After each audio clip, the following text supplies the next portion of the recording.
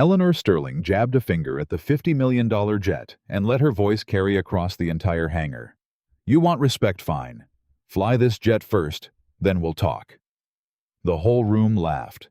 Calvin Brooks just stood there in grease-stained coveralls, a wrench still in his fist, a single father who'd spent 9 years being invisible to people like her. He set the wrench down. He looked at the Gulf Stream, and quietly he said, "I'll fly it." The laughter died in a single heartbeat, because not one soul in that hangar knew the secret this man had buried for 9 long years. Before we begin, drop a comment and tell me what city you're watching from, so I can see just how far this story travels tonight. And if you believe a man should be judged by what he can do, not by what he's wearing, do me a favor, hit that subscribe button and stay with me all the way to the end. Trust me. You're going to want to see how this one finishes. The alarm went off at 4:45 in the morning, the way it always did, and Calvin Brooks was already awake to shut it off. He lay there for one more second in the dark listening. There was a particular sound he listened for every morning before his feet hit the floor, the soft, even breathing of his 9-year-old son in the next room. When he heard it, something in his chest let go. The day could come at him however it wanted. The boy was still asleep. The boy was still safe. "All right," Calvin whispered to no one. "All right, let's go." He moved through the small apartment the way a man moves when he's done the same thing 10,000 times. Coffee on. Lunch packed. He laid out Micah's clothes on the chair the way he laid out his own tools. Everything in its place, nothing forgotten. There was a note from the school folded on the counter. Field trip, $18. He looked at it for a long moment, did the math he'd already done in his head 3 times, and tucked it into his shirt pocket. A small body appeared in the hallway, hair sticking up in every direction. "Daddy." "Hey, buddy, you're up early." "I heard the coffee." Calvin laughed low and quiet so as not to wake the whole building. "You heard the coffee. You're gonna make somebody a fine detective one day. Come here." Micah shuffled over and pressed his face into his father's side, the way he'd done since he was 3 years old. Calvin put one big hand on the back of his son's head and held him there for a second longer than he needed to. "You sleep okay?"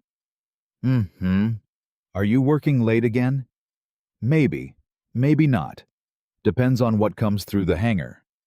"Mrs. Alvarez said she'd make dinner if you do." "Mrs. Alvarez is an angel, and you tell her I said so." Calvin crouched down to eye level. It was a thing he did every single morning, got down where the boy could look him dead in the eye. "Now, listen to me. What do we say?" Micah rolled his eyes, but he was smiling. "Work hard. And be kind. And nobody gets to tell me who I am but me." Calvin held up a fist. Micah bumped it. "That's my man," Calvin said. "That's my whole heart right there." He didn't tell his son that the last part, "Nobody gets to tell me who I am, but me," was the hardest thing he'd ever had to learn. He didn't tell him it had cost him something he'd never get back. A boy didn't need to carry that yet. A boy just needed his father to keep saying it until it became true in his bones. By 5:40, Calvin was on the road. By 6:10, he was pulling into the lot at Callaway Aviation, where the morning fog still sat low over the runway, and the big hangar doors were just starting to roll open. This was the part of the day he loved, not the part where people looked at him and decided who he was. That part came later, and it always came. The part he loved was this: the cold air, the smell of fuel and metal, the quiet before the noise. A hangar at dawn was the closest thing Calvin Brooks had to a church anymore. Brooks. The foreman, a heavy-set man named Walt, waved him over before he'd even clocked in. "We got a problem on the Hawker. Number 2 engine's throwing a code and the owner wants to fly to Aspen by noon." "What's the code?" "I don't know what the code is, that's why I'm yelling your name across the lot." Calvin almost smiled. "Give me 10 minutes." He gave it 8. By the time the other mechanics had their coffee, Calvin had the cowling open and his head inside the engine, and the thing that always happened was happening. The world went quiet, and it was just him and the machine. And the machine was telling him exactly what was wrong if you knew how to listen. He always knew how to listen. "Sensor's bad," he called out. "Not the engine. Somebody crossed a wire on the last service, and it's been reading garbage ever since. You can fly to Aspen. You can fly to the moon. The engine's fine." Walt blinked at him. "You can tell all that without running the diagnostic?"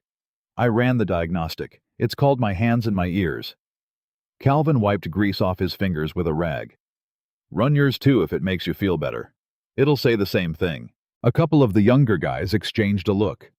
It was a look Calvin had gotten used to over 9 years, that half second of, "How does he know that?" followed immediately by the part where they decided not to think about it too hard. Because the answer didn't fit. The answer didn't make sense for a man in coveralls who showed up every day, did the work, and went home to a kid in a one-bedroom apartment.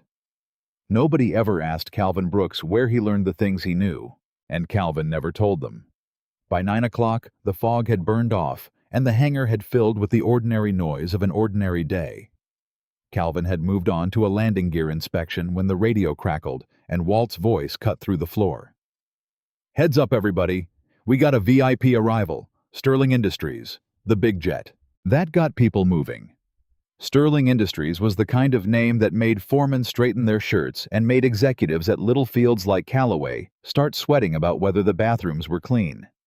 Eleanor Sterling didn't just have money. She had the kind of money that bought senators and bent rules and made grown men forget how to talk. Calvin kept working. The Gulfstream G700 came down the runway like something out of a magazine. Long, white. Perfect, the most beautiful machine on the field by a mile. Calvin glanced up, once the way he glanced up at every aircraft, and something old and quiet moved in him before he pushed it back down where it belonged. Just a plane, he told himself. Same as any other. You fix the ones that land here. That's the job. But it wasn't just a plane, and some part of him had never stopped knowing that. The jet taxied in. The door opened, and the world Calvin Brooks lived underneath came walking down the stairs in a charcoal suit that cost more than he made in 3 months. Eleanor Sterling was younger than her reputation, maybe 50, with silver-streaked hair pulled back tight, and the posture of a woman who had never once in her life waited for an elevator. Behind her came an assistant with a tablet. 2 men in suits and a flight crew in pressed uniforms. Walt practically jogged across the floor to meet them. "Ms. Sterling, welcome to Callaway. Anything you need, anything at all." "My jet needs a hangar check before the leg to DC, she said, not slowing down, not looking at him. "And my captain says the cabin pressure regulator was reading soft on the way in. I want eyes on it. Real eyes, not whoever you keep around to mop the floor." Walt laughed too hard at a thing that wasn't a joke. Of course. We got the best in the business right here." "Do you?" She finally stopped walking and let her eyes drift across the hangar floor, across the mechanics, across the men in coveralls. And she said it the way some people say everything, like the words were doing the room a favor by existing at all. "We'll see." That was when the captain collapsed. It happened fast, the way these things do. 1 second, the man was standing by the stairs in his crisp uniform, 4 gold bars on each shoulder. And the next, he had his hand against the fuselage, and his face had gone gray, and then his knees just weren't there anymore. Captain Doyle. The co-pilot. A young man, maybe 28, named Tyler Brennan, caught him halfway down. "Reg, hey, somebody call somebody." The hangar erupted. Somebody ran for the office. Somebody else was already on a phone. The assistant dropped her tablet. Eleanor Sterling, for 1/2 of 1 second, looked like a human being who had been caught off guard. Then she looked like Eleanor Sterling again. "Get him off the floor," she said. "Get him a chair. Where is the closest hospital?" 18 minutes, Walt said. "I'll get the truck." "No." She was already moving, already 3 steps ahead of everyone in the room. "An ambulance for him. And I need my jet wheels up in 90 minutes. The co-pilot looked up from where he was kneeling. "Ms. Sterling, I can't fly that aircraft alone. It's a 2-pilot type rating. FAA minimums the insurance, it's not." "Then find me a pilot. In 90 minutes out here." Tyler Brennan's voice cracked. He was young, and he was scared, and he was holding his captain's head off the concrete. Ma'am, there's no charter crew at a field like this. The nearest qualified G700 second in command is probably, I don't pay you to tell me what's impossible. She turned and swept the hangar with her eyes, and there was something cold and final in it now, something that had stopped being about a sick man and started being about the thing Eleanor Sterling cared about more than almost anything: control. Her schedule, her board meeting in Washington, her narrative bending the way she needed it to bend. Somebody on this field can fly a jet. Somebody always can. Speak up and there's $10,000 in it for you cash today. Silence. And then, because the universe has a sense of humor, her eyes landed on Calvin Brooks. He was standing maybe 20 feet away, where he'd stopped working, when the captain went down. The way everybody stops, the way decent men stop when another man hits the floor. He had a wrench in one hand and a rag in the other, and a streak of hydraulic fluid across one cheek, and he was looking at the scene with an expression nobody could quite read. Eleanor Sterling looked at him, and Calvin watched her decide what he was. He'd seen it 1,000 times. He could practically clock the milliseconds. The eyes go to the coveralls. The eyes go to the grease. The eyes go to his face, and then the conclusion lands automatic, effortless, requiring no thought at all, because the thinking had been done years before any of them were born. Just a mechanic. She smirked. You, she said. The whole hangar turned. Me, Calvin said. You're standing there like you've got an opinion. Mechanic, right? You know your way around an aircraft. Her voice was rising now, getting louder. Getting an audience because Eleanor Sterling had spent her whole life learning that humiliation works best in front of a crowd. Tell me, Grease Monkey, you want that $10,000? You think you can fly this jet? A couple of the suits chuckled. Walt looked sick. Calvin didn't say anything. No. She tilted her head, performing now, putting on a little show for the executives and the engineers and the kid co-pilot who didn't know where to look. I didn't think so. You know what your problem is. People like you stand at the edge of rooms like this, and you resent it. You look at a $50 million aircraft, and you think the only difference between you and me is luck. I didn't say anything, ma'am, Calvin said. Quiet. Even. You didn't have to. I can read a face. She took a step toward him, and her voice came down hard, every syllable a little knife. So here's what we're going to do. You want to be in this conversation? You want to matter in a room like this? Fine. She pointed at the Gulf Stream. Fly this jet first, then we'll talk. The hangar laughed. It wasn't gentle laughter. It was the kind of laughter that has cruelty underneath it, the kind that comes easy when everybody in the room has already agreed on who's at the bottom. The engineers laughed. Two of the suits laughed. Even a couple of the younger mechanics men who worked beside Calvin every day. Men who'd watched him diagnose an engine with his bare hands. Even some of them laughed, because it's a hard thing to be the only person not laughing, and most people aren't strong enough. Calvin Brooks stood in the middle of it and felt something he hadn't felt in 9 years. It wasn't anger. He'd made peace with anger a long time ago in a place none of these people could imagine, sitting in a chaplain's office with a folded flag in his lap. It wasn't humiliation either, though that was closer. The thing he felt was older and stranger than both of those, and it came up out of the floor of him like water rising in a well. It was the sky, calling him back. He looked at the Gulf Stream G700. He looked at the long white wings and the high T-tail and the cockpit windows catching the morning light, and for the first time in almost a decade, Calvin Brooks let himself look at an aircraft the way he used to look at one, not as a thing to fix, but as a thing to fly. As a partner. As an extension of his own body. The laughter washed around him, and he barely heard it, because he was somewhere else now, somewhere high and cold and clean, where the only voice that mattered was the one inside his own head, saying the thing he'd said to himself on 100 runways. She's ready. The question is whether you are. He set the wrench down on the workbench. Slow. Deliberate. The metal clicked against the steel, and somehow in that big, echoing hangar, everyone heard it.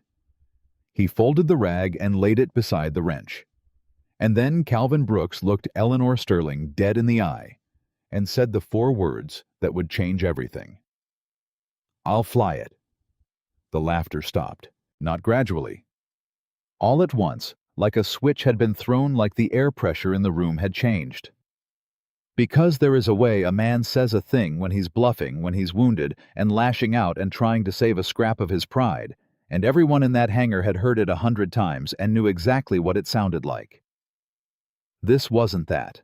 Calvin Brooks said, "I'll fly it," the way a surgeon says, "I can do the operation." The way a man says a thing he has done 1,000 times and knows beyond hope and beyond fear that he can do again. There was no heat in it, no defiance, no performance.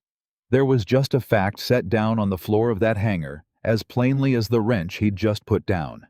And a fact like that, spoken in a voice like that, will silence a room faster than any shout.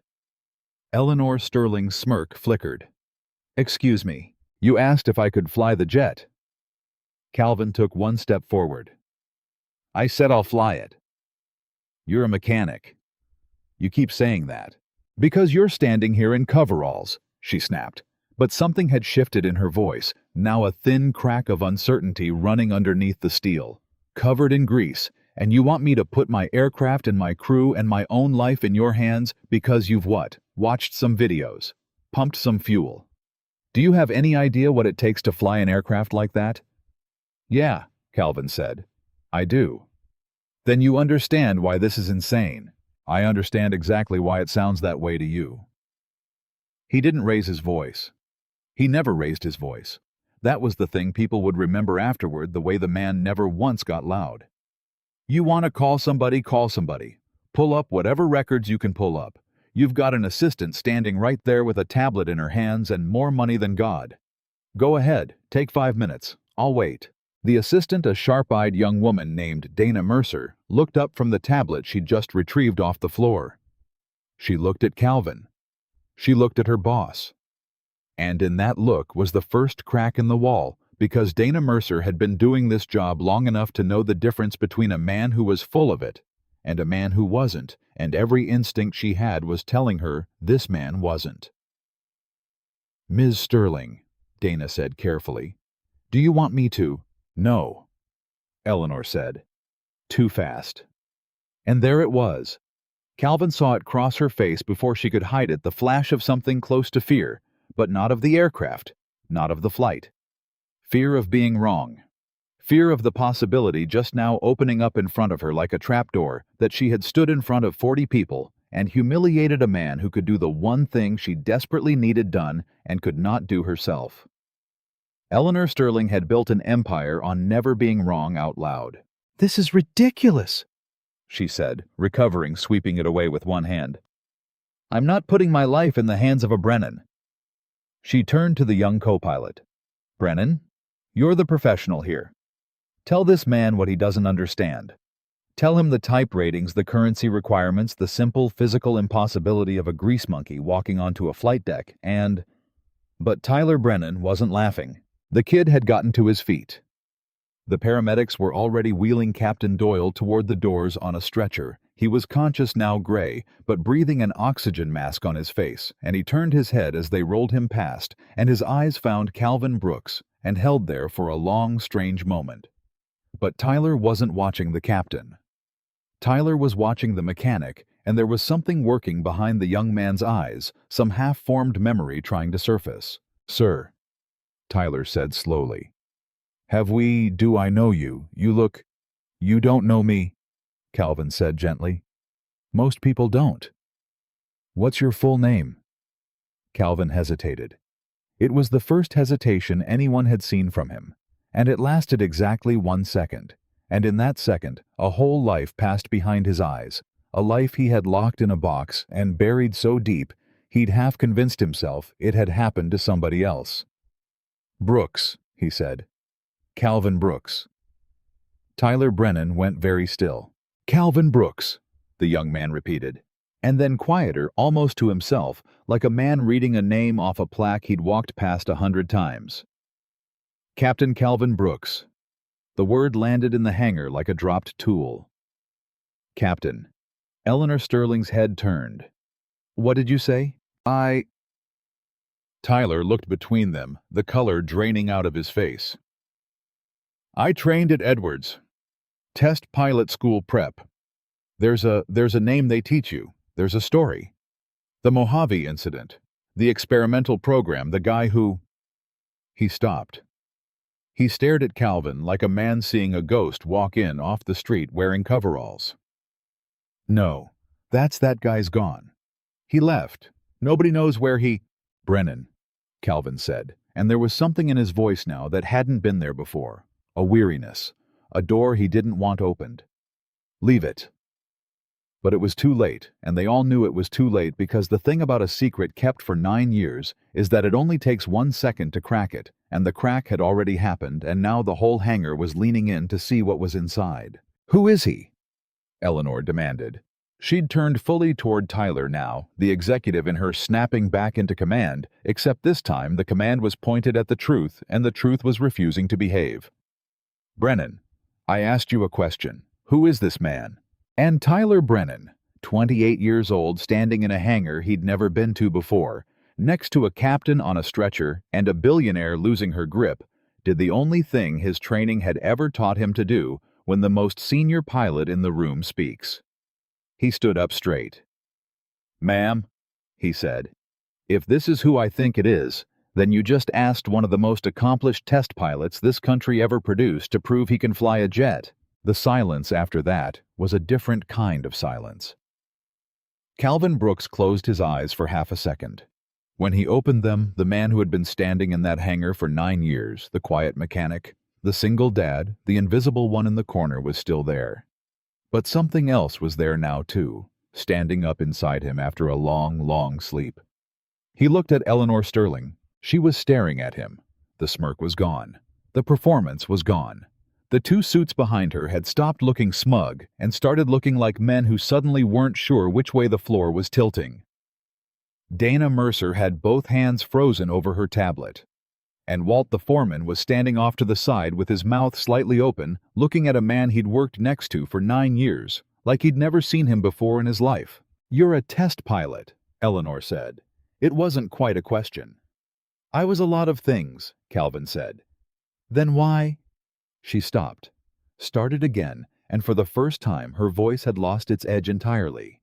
It came out smaller, almost human. Why are you here? Why are you turning wrenches at a field like this if you can fly up? Because I have a son. Calvin said it simply, and it cut deeper than anything she'd said all morning, because it was true, and it was his, and it answered nothing and everything at once. Because flying the way I used to fly is the kind of thing that gets a man killed, and a boy can't lose 2 parents. So I put it down. Same as I put that wrench down. You make a choice and you live in it. He took a breath. But you didn't ask me about my choices. You asked me if I could fly your jet. He glanced at the Gulf Stream, then back at her, and the corner of his mouth moved not a smile, just the ghost of one. And you offered me $10,000 in front of 40 people. I'm a single father, Ms. Sterling. I've got a field trip permission slip in my pocket I've been doing math on all morning. So yeah, I'll fly your jet. But not because you laughed at me. Then why? Calvin looked at her for a long moment. Because there's a kid co-pilot over there who can't take her up alone and won't say so loud enough, and a sick man on a stretcher who needs to know his aircraft's in good hands, and 100 reasons that have nothing to do with you. He started unzipping the front of his coveralls slow, like a man shrugging off a skin he'd worn too long. And because, God help me, I miss it. I have missed it every single day for 9 years, and I never let myself say it out loud until right now. The coveralls came off his shoulders. Underneath was a plain gray t-shirt, and the build of a man who'd kept himself ready for a war that never came. And when he reached down and pulled something out of the chest pocket of the coveralls before he set them on the bench, the whole hangar saw it catch the light. It was a small set of pilot's wings. Old. Worn smooth at the edges from being held. The kind of thing a man carries for 9 years, not because he ever plans to wear it again, but because he can't quite make himself throw it away. Calvin closed his fist around them. Brennan, he said, and his voice had changed completely. Now there was iron in it, and calm and command, the voice of a man stepping back into a cockpit he'd left a lifetime ago. "What's the squawk on the pressure regulator?" The captain felt it soft on the way in. "Talk to me. Real numbers."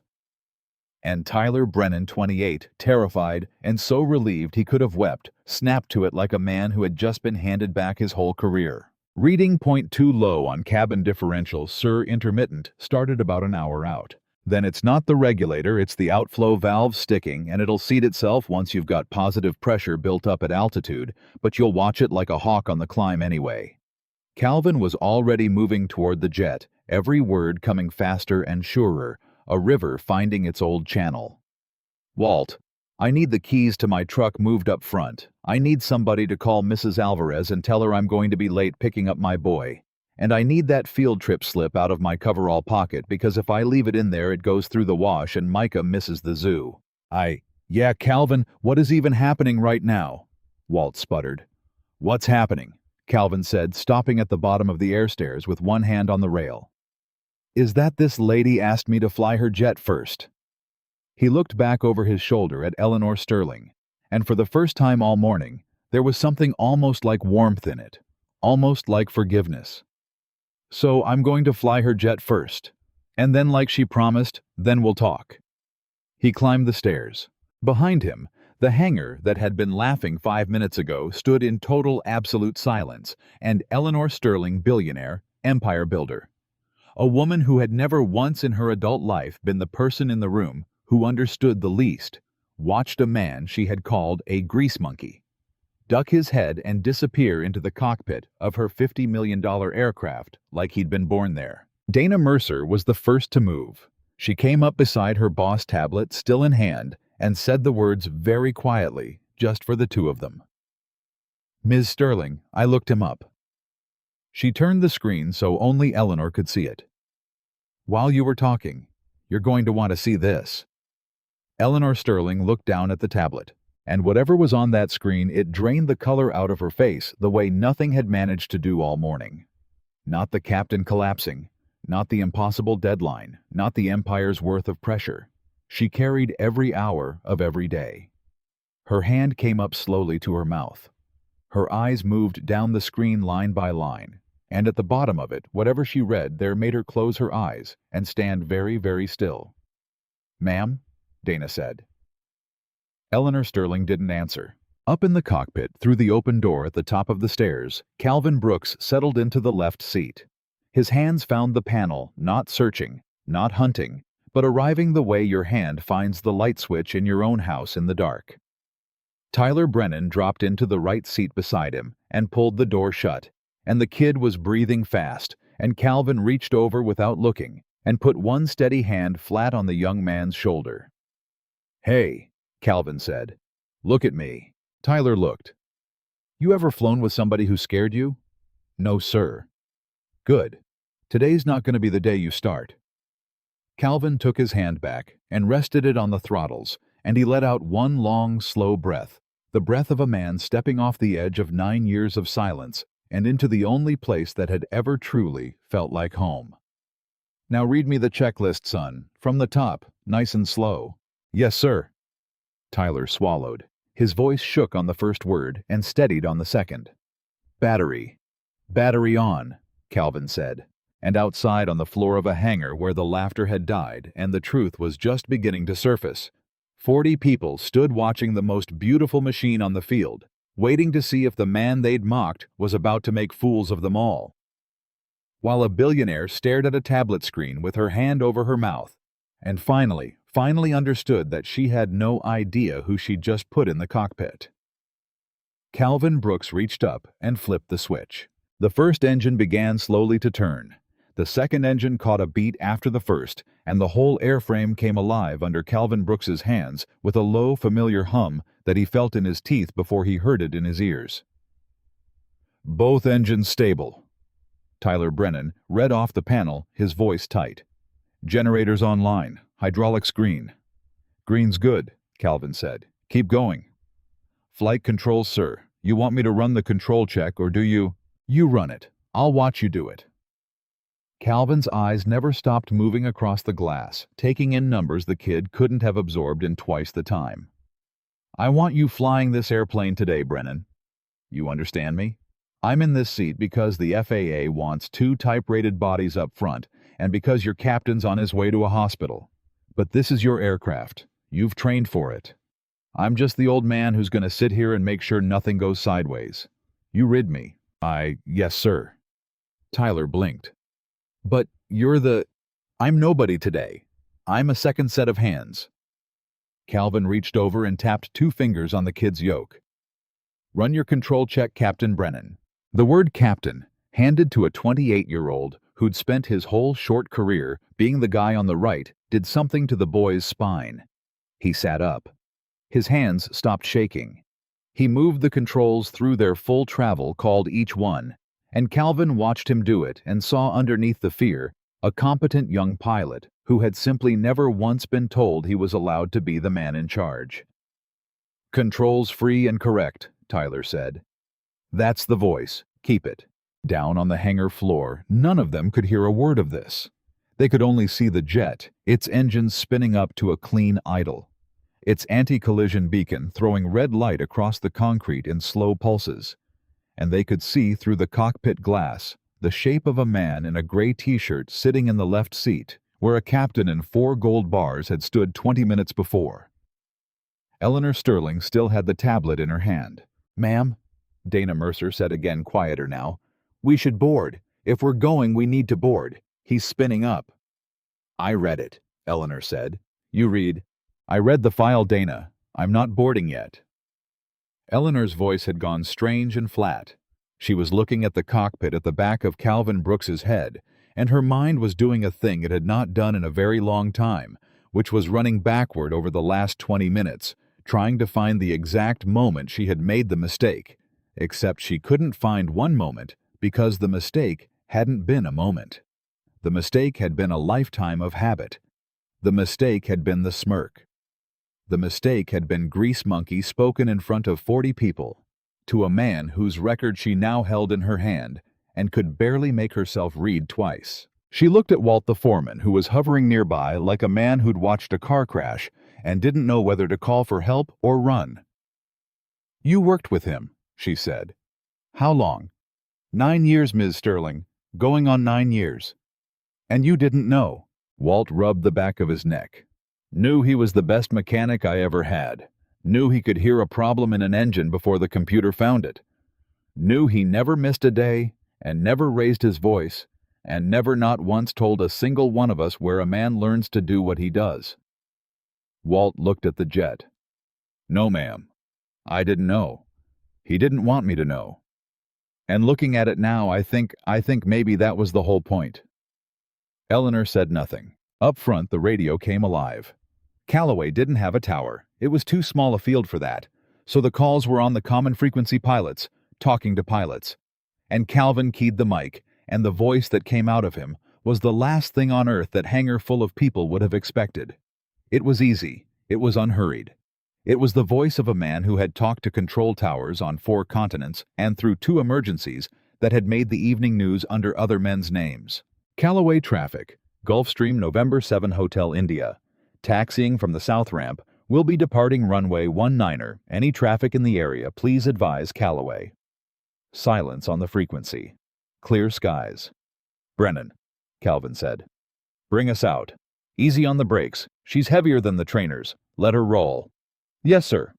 Tyler released the brakes, and the big jet began gently to move. That was the moment Eleanor Sterling made her decision, and it was not the decision anyone expected. She handed the tablet back to Dana. She squared her shoulders. And she walked fast, the way she'd walked across this hangar an hour ago, when she still thought she understood everything toward the air stairs. And she climbed them, and she ducked through the cabin door of her own aircraft as it was already beginning to taxi. "Ms. Sterling."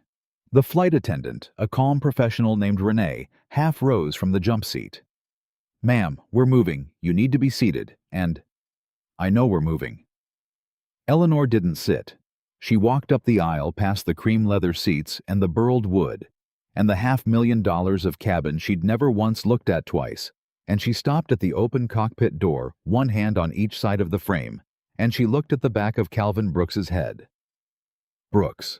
Calvin didn't turn around. His eyes stayed outside on the taxiway, on the wingtips, on the dozen things a man watches when he's moving $50 million across the ground.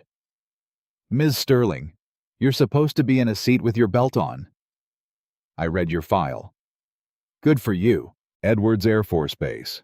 Test Pilot School. 9 years flying experimental aircraft for programs that are still classified. Her voice was unsteady in a way that no one who worked for her had ever heard. 2,000 hours in airframes most pilots will never even see a photograph of. A distinguished flying cross. There's a citation in here, Brooks. It's mostly blacked out, but the parts they left in, ma'am. Calvin's hands kept moving. I'm taxiing a heavy jet toward a runway. This is genuinely not the time. There's a name on the second page, Eleanor said, and her voice cracked. A co-pilot. Captain, the rest is redacted. It says deceased, it says the date, and it says you were the pilot in command. The cockpit went still. Tyler Brennan's hands froze on the controls. Calvin Brooks's didn't. His hands kept doing their job. His eyes kept scanning, because that was the discipline of 30 years, and nothing on God's earth was going to break it. But something in the set of his shoulders changed, went hard and quiet like a door closing somewhere deep inside a house.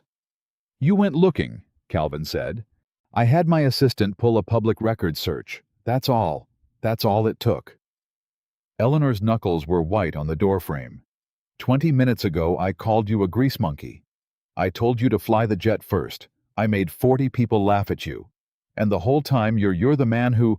Stop! Calvin said it gently, but it stopped her cold.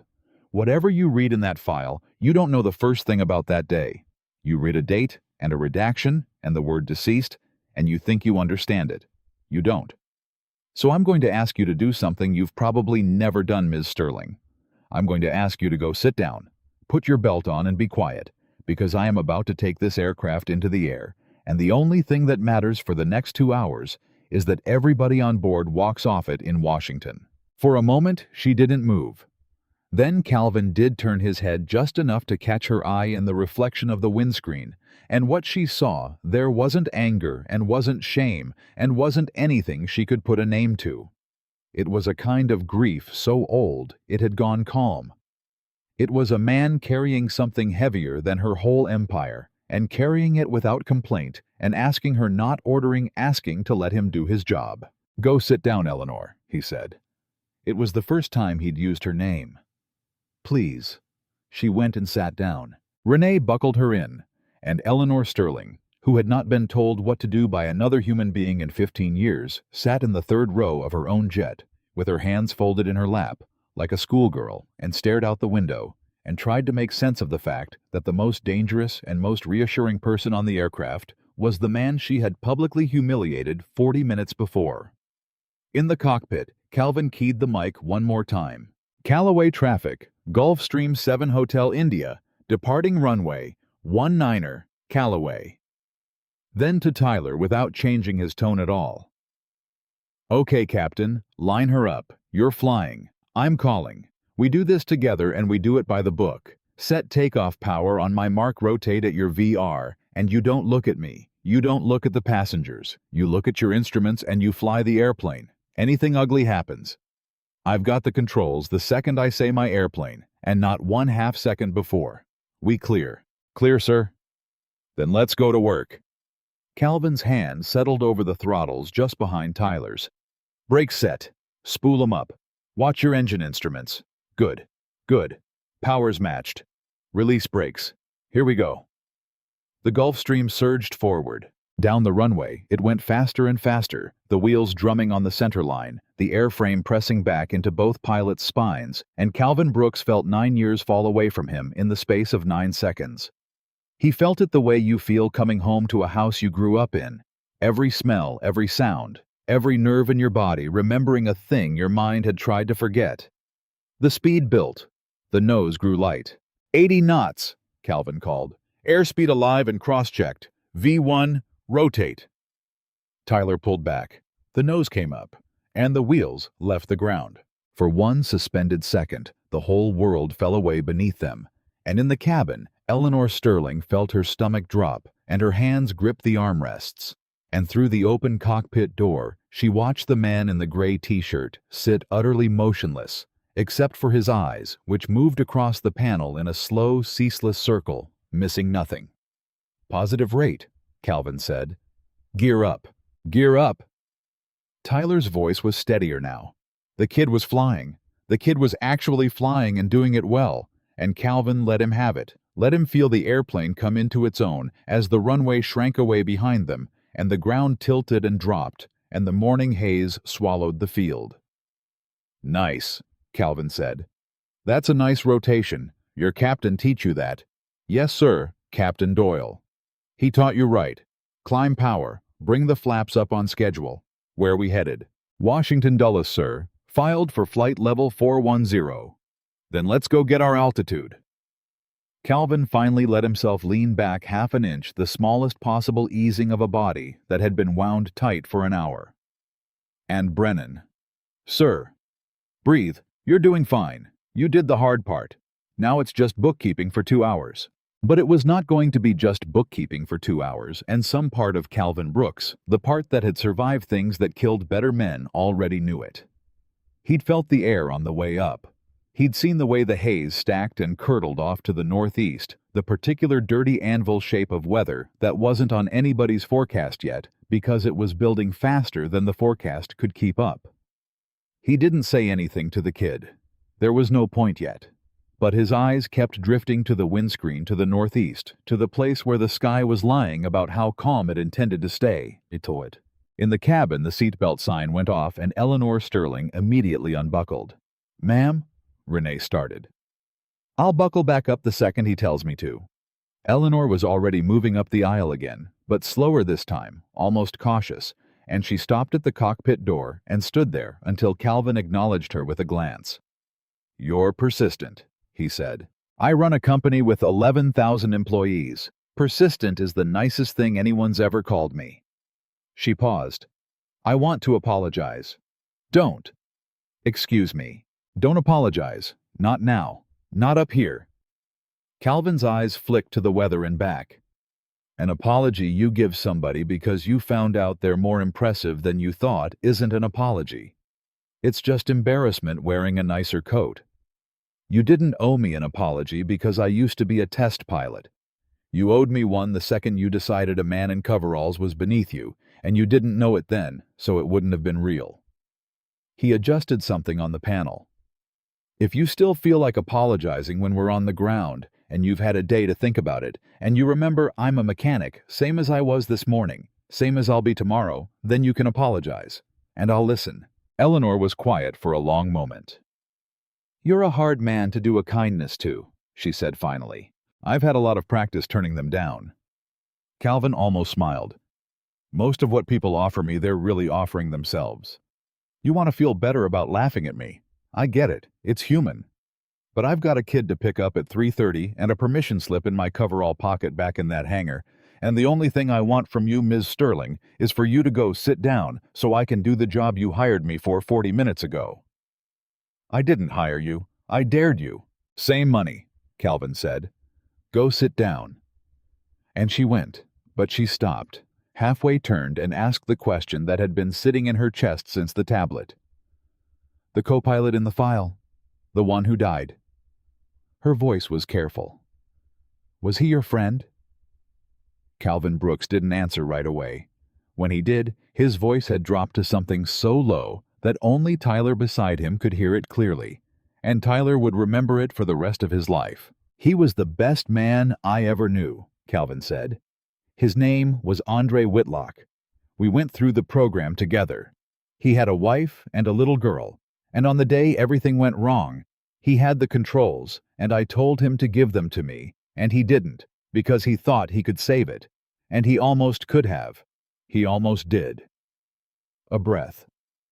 "We were testing an airframe past where anybody'd taken it.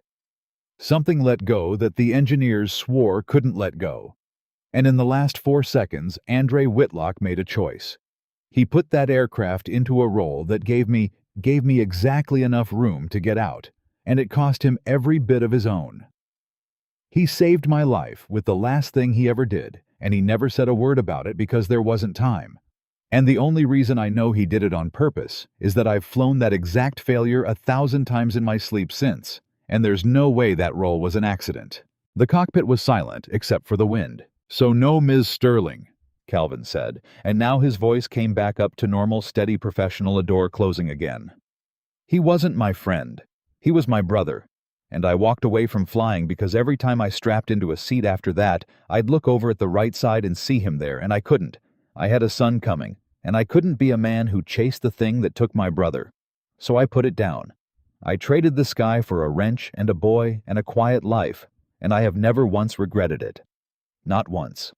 Right up until 40 minutes ago when a stranger laughed at me, and I found out I missed it more than I ever let myself know." He looked at the weather to the northeast one more time. "Now please go sit down, because I think the next part of this flight is going to need both my hands." Eleanor Sterling looked at the back of his head, and at the young man beside him, and at the gray, ugly stacking thing out the windscreen that she hadn't even noticed until that second. Then she went back to her seat and she buckled her belt, and she did not unbuckle it again. "How bad?" Tyler asked quietly once she was gone. "Worse than the forecast. Better than it could be." Calvin's hands had come back to the controls, not taking them, just resting near them. "Ready. Pull up the weather radar. Tilt it down a touch. Tell me what you see." Tyler worked the controls, and the radar painted, and the kid's breath caught. "That's, sir, that's a line of cells right across our route. That wasn't there at the briefing. Where did that come from? Summer convection. Builds fast lies about it, doesn't care about your flight plan." Calvin keyed the mic. "Center Gulfstream 7 Hotel India. We're showing a line of buildups ahead of us at our 12 o'clock, requesting deviation as needed, plus a ride report from anybody up here ahead of us." The controller came back crackling. Another aircraft 50 miles ahead had reported moderate to severe turbulence and was deviating north. A third had turned back. "Copy all," Calvin said, easy as a man ordering coffee. "We'll take a deviation right heading 060, and we'll pick our way through the gaps. 7 Hotel India." He clicked off. "Okay, Brennan. Here's where you earn the 4 bars I'm pretending you already have. We are not flying into that wall. We are going to thread it. You're going to follow my headings exactly, and when I say turn, you turn, and you don't argue, and you don't hesitate, because in there a half-second's hesitation is the difference between a rough ride and a real bad day.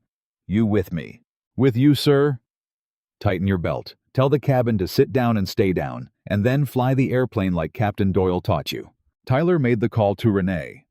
In the back, the flight attendant moved fast and sure, getting the cabin secured, and Eleanor Sterling watched her own world, the world where she gave the orders, reorganize itself entirely around the quiet authority of a man in a gray t-shirt, and she found to her own surprise that it didn't make her angry. It made her feel safe. For the first time in longer than she could remember, Eleanor Sterling sat in a seat and put her life in the hands of another person, and felt against all her instincts that it was going to be all right. Then they hit the first cell. It came as a shudder, then a drop, a sickening stomach-in-the-throat drop as the air fell out from under the wings, and the whole aircraft slammed sideways like a fist had hit it, and somewhere in the cabin somebody cried out, and the engines wound and surged as the airflow into them changed by the second. "Sir." Tyler's voice climbed. "You're fine. Wings level. Don't chase the altitude ride it let her move." Calvin's hands hovered an inch off the controls, watching the kid, ready not taking over. "She's a big airplane she wants to fly. You let her do her job. Watch your attitude, not your altimeter." "Attitude. There. Good. Now bring it 5 degrees right, 10 cells ahead. There's a soft spot. You see it on the radar. The green between the red. We aim for the green. I see it." The aircraft bucked hard and Tyler overcorrected and the nose swung. "Easy." Calvin's hands came up but didn't land. "Easy. You corrected too much. Take half of it back out. Half. There. You're flying it. I'm right here. You're flying it. The cabin was chaos of a quiet kind. No panic, but every soul in it gripping something, and Eleanor Sterling watching the cockpit through the open door with her heart hammering, watching the man's hands, those scarred, grease-stained mechanic's hands hovering over the controls, like a hawk over a field, never grabbing, always ready, coaching the terrified kid through the worst air any of them had ever felt. And then, the worst of it hit. The aircraft dropped, really dropped, and at the same instant slewed violently, and the autopilot, which had been quietly fighting all of it, gave up. A warning chimed. The flight director bars vanished, and the big jet, $50 million of it with 11 people aboard, began to roll. It was the exact thing.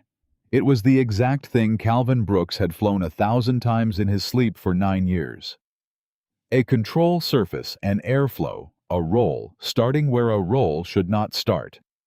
Andre Whitlock's last 4 seconds playing out again in front of him in a different airframe over a different state. For 1/4 of 1 second, Calvin Brooks was 29 years old again, in a desert sky watching the horizon turn the wrong way and hearing his brother's voice say, "I've got it! I've got it! I can save it!" Then Calvin Brooks said 2 words, and his hands came down on the controls like they'd been carved to fit them. "My airplane." "Your airplane?" Tyler gasped and let go. And Calvin flew. There was nothing dramatic about it to look at, and that was the whole terrible beauty of it. He didn't wrench the controls. He didn't fight the airplane. He answered it, a touch of aileron, a breath of rudder, a pressure on the yoke so smooth and so small that in the cabin the passengers felt the rolling stop, the way you feel a fever break a turning back toward level, that seemed less like a correction than like the airplane simply remembering which way was up. The horizon, which had been tilting toward catastrophe, slid back to where it belonged. The wings came level. The sickening slew damped out and died. It had taken perhaps 4 seconds. It had been from the first input to the last the single most perfect piece of flying any person aboard that aircraft would ever witness, and almost none of them understood that, because the genius of it was that it looked like nothing at all. But Tyler Brennan understood. Tyler Brennan sat in the right seat with his hands floating useless in his lap and his mouth open watching a master do the thing he'd only ever read about, and he understood completely. And Eleanor Sterling, who knew nothing about flying, who couldn't have told an aileron from an armrest. Eleanor Sterling understood too in the only way that mattered. She felt it in her body. She felt the difference between an airplane being flown by someone hoping and an airplane being flown by someone who knew. And the difference was the difference between fear and faith. And she sat in her seat with tears she didn't understand standing in her eyes, and she thought with a clarity that shamed her down to the floor of her soul. I called him a grease monkey. I made 40 people laugh at this man, and he is the only reason I am going to see the ground again. Coming through the worst of it, Calvin said, calm as still water, his hands easing the aircraft toward the green gap he'd spotted 30 seconds and a lifetime ago. Brennan, you back with me? Yes, sir. Barely a whisper. Good. Because I'm giving her right back to you. You don't get to learn this from the cheap seats. Calvin lifted his hands a careful inch off the controls. Your airplane. Fly us out of this. I'm right here. My airplane. Tyler took it. His hands were shaking again, but they were on the controls, and the aircraft, smoother, now gentler, now flew. There he is, Calvin said softly. There's the captain. Bring her through the gap. Easy, easy. We're almost out the other side. And 90 seconds later, they were. The aircraft burst out of the line of cells into clear, smooth, brilliant air. The kind of air that exists above the weather, where the sky goes from blue to nearly black, and the sun comes through the windscreen, hard and clean, and the ride went glass smooth all at once. And in the cabin, somebody let out a long, shaking breath, and somebody else started helplessly to laugh, the laugh of people who had been afraid and weren't anymore. Climbing through flight level 350, Tyler reported, and his voice had something new in it now, something that hadn't been there at the start. Smooth air. We're out of it. We're out of it, Calvin agreed. He keyed the mic. Center 7 Hotel India is clear of the weather, climbing to 410, and tell the next guy behind us the gap's at about the 060 radial. It's a clean ride if he aims for the green." He clicked off. He sat back. And only then, only when it was completely over, did Calvin Brooks let out the breath he'd been holding for 9 years and 4 seconds. Behind him, in the open cockpit doorway, a voice spoke. He hadn't heard her get up. He should have told her to stay seated. He didn't. "Mr. Brooks." Eleanor Sterling's voice was wrecked, stripped of every ounce of the steel she'd carried into that hangar. I don't have words for what I just watched you do." "You don't need any," Calvin said, not turning around. "You just need to sit back down and let me get you to your meeting. That roll, when the autopilot quit, that was—" She stopped. She had read the file. She knew. "That was the thing that happened to you, wasn't it? The thing in the desert, with your friend." Calvin Brooks was quiet for a long moment, watching the impossibly blue sky come up to meet them. "Yeah," he said finally. "It was. And you flew it anyway." "I've been flying it anyway every night for 9 years, Ms. Sterling." He finally turned his head, and there was something in his face that hadn't been there in the hangar. Something lighter. Something that had set down a weight it had carried too long. "The difference is, tonight everybody on board gets to walk off the airplane." He turned back to the windscreen. Andre would have liked that. He always said the only flight that matters is the one where everybody comes home. He reached over without looking and put one steady hand on Tyler Brennan's shoulder, the same way he'd done on the ground a lifetime ago, before any of them knew who he was. "You did good, son," Calvin said. "Captain Doyle's going to be proud of you. Now take us home." And the Gulf Stream climbed on into the clean and quiet air, while behind it the storm closed up the gap it had opened, as though it had never let anyone through at all. For a while, nobody in the cabin said anything at all. The kind of silence that comes after fear is its own kind of loud, and it filled the Gulf Stream from the cockpit to the tail. 11 people sitting with the slowly fading echo of how close they'd come, listening to the smooth hum of an aircraft that was once again simply doing what it was built to do. It was Dana Mercer who broke it. She unbuckled, came up the aisle on legs that weren't quite steady yet, and stopped beside Eleanor Sterling's seat with the tablet still clutched in both hands. She didn't sit.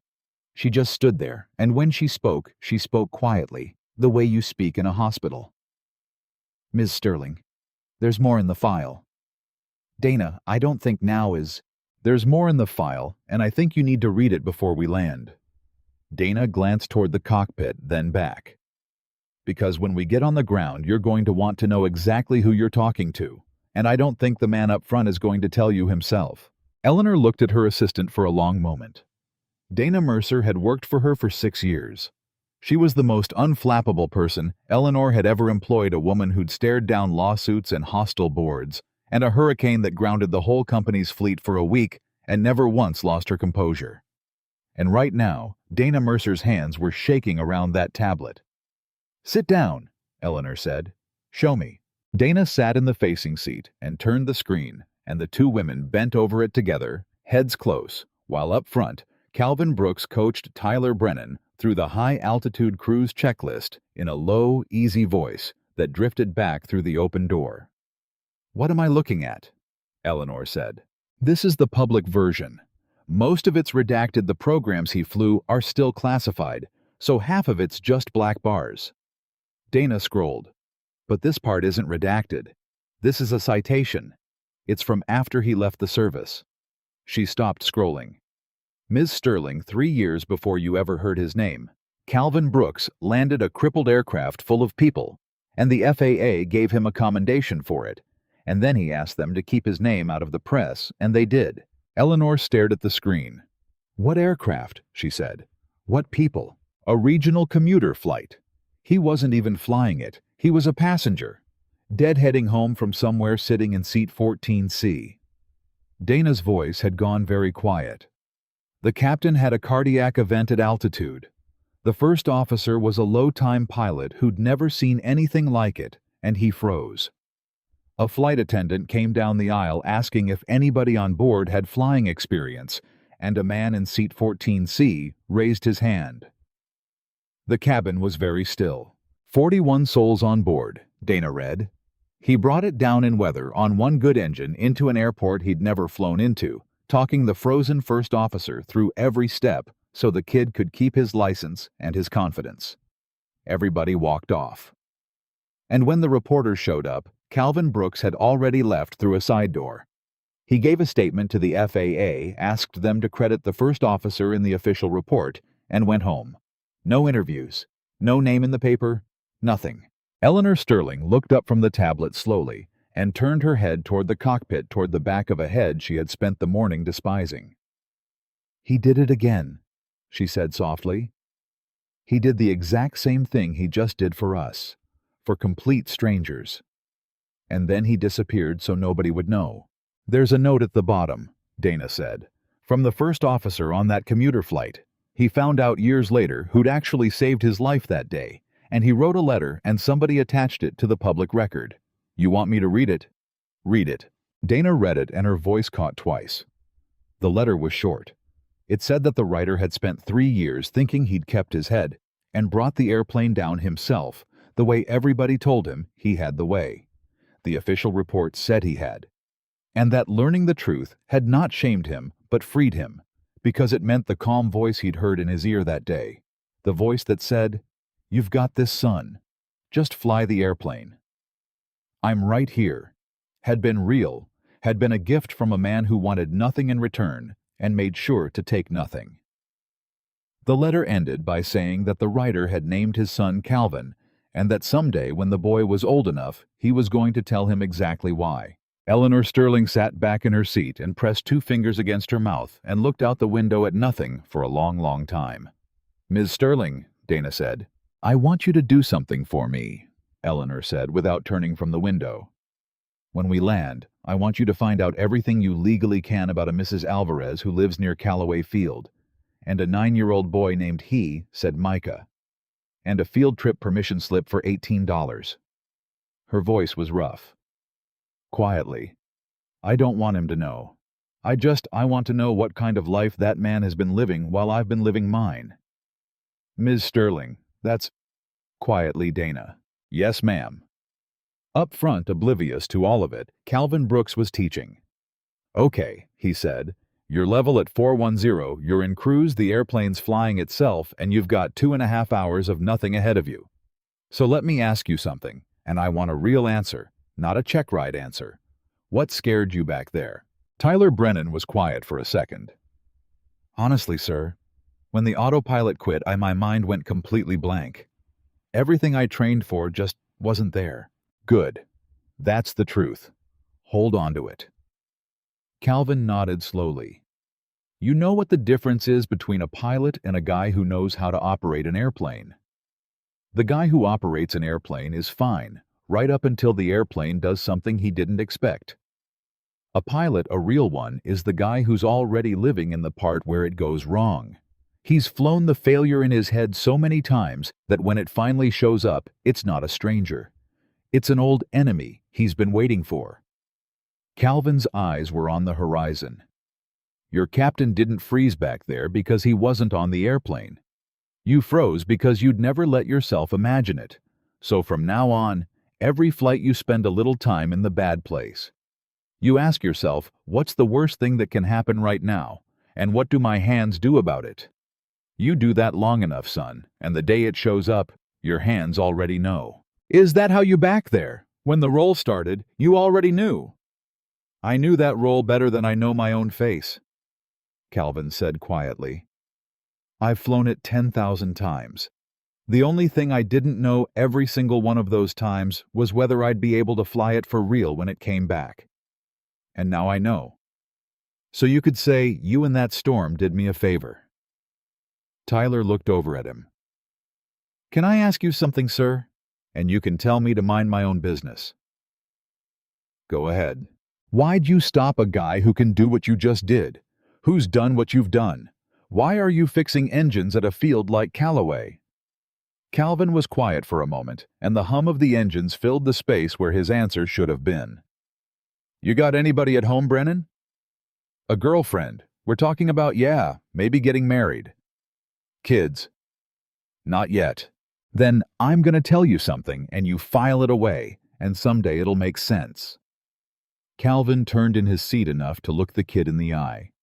There's a thing that happens to men like us. We find the one thing we're great at, the one thing that makes us feel like we're exactly where God meant us to be, and we'll trade anything for it. Time, health, marriages. We tell ourselves the people who love us understand, because the thing is so important, because we're so good at it. And then one day, the thing you love turns around and takes something from you that you can't ever get back. His jaw tightened. I had a brother up there with me. I told you about him. Andre. And after he was gone, I had a choice. I had a baby coming, and a wife who was already halfway out the door because she'd spent 6 years coming second to an airplane. And I looked at that baby, and I made the only decision I've never once regretted. I decided my son was going to have a father who came home every single night, even if it meant being a man people laughed at. Even if it meant turning wrenches for guys with half my hours and a tenth of my time in the air. He turned back to the windscreen. His mother left anyway 2 years later. Decided the quiet life bored her as much as the dangerous one. But the boy stayed. The boy's mine. And every night when I walk in that door and he runs at me, Brennan, there is not a sky on this earth worth more than that. Tyler Brennan didn't say anything for a while. What's his name? He finally asked. Micah. How old? 9. He's 9 and he thinks he's 40. Calvin smiled, the first full smile any of them had seen from him. He's smart as a whip and twice as stubborn, and he's got this thing he does. He listens for the coffee maker in the morning, so he can come keep me company before school, because he figured out a long time ago that the morning's the only quiet time we get. 9 years old, and he already knows the most valuable thing you can give a person is just being there while they have their coffee. He sounds like a good kid. He's the whole reason I'm a good man, Calvin said simply. Whatever's good in me, he made it, not the other way around. Back in the cabin, Eleanor Sterling had heard most of it. The cockpit door was open, and voices carry in a quiet cabin, and she had not been able to make herself stop listening. She sat with her hands folded and her eyes closed, and she let the words wash over her. There is not a sky on this earth worth more than that, and she thought about her own life, about the 2 marriages she'd burned through, and the daughter who texted her on holidays out of obligation, and the 11,000 employees who feared her, and the empty penthouse she'd be flying back to after the meeting in Washington. And for the first time in a very long time, Eleanor Sterling wondered whether she had spent her entire life trading away the only thing that turned out to matter. She opened her eyes. Dana was watching her. Did you ever? Eleanor started, then stopped. Started again. Dana. When's the last time somebody ran at the door when I came home? Dana Mercer, who was a kind person, under all the competence, chose her words carefully. You've built something incredible, Ms. Sterling. 11,000 people have jobs because of you. That's not what I asked. No, Dana said gently. It's not what you asked. Eleanor nodded slowly and looked back out the window. The flight wore on. The clean air held. Tyler flew and Calvin watched him fly and now and then offered a word, a heading, a frequency change, a small correction. But mostly he let the young man have the airplane, because that was the gift Calvin Brooks had decided to give him. 2.5 hours of being the pilot in command of a Gulfstream G700 with a legend riding shotgun, so that for the rest of his career, Tyler Brennan would know in his bones that he could do this, that he belonged up here, that the calm Calvin had shown him in the storm was a thing he could learn to carry himself. About an hour out from Washington, the cockpit radio crackled with a different kind of call. Gulfstream 7 Hotel India Washington Center. We've got a phone patch request for you from Callaway Operations regarding your departed captain. You able to take it? Calvin keyed the mic.